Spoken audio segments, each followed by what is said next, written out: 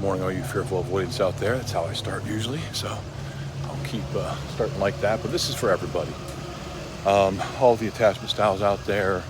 I'm sure even if you're secure, you need to do some work.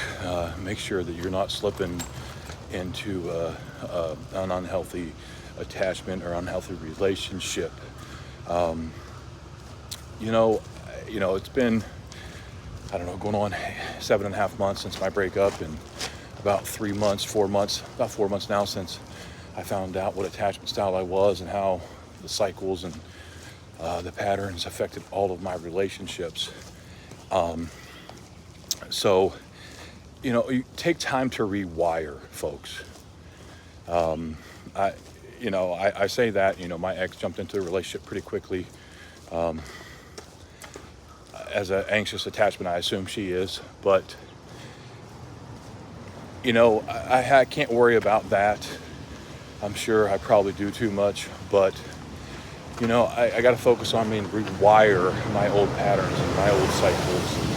I know in former relationships when I would break up or we would break up, and I would just lose my mind and just act out and self-soothe, and that was my pattern for the longest time, which didn't help me, didn't help relationships at work, didn't benefit relationships within my family.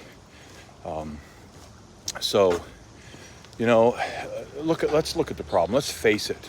If you're in an intimate relationship and there's hope for your relationship, make sure you work on yourself. Make sure you guys try to communicate so that you're not becoming a statistic.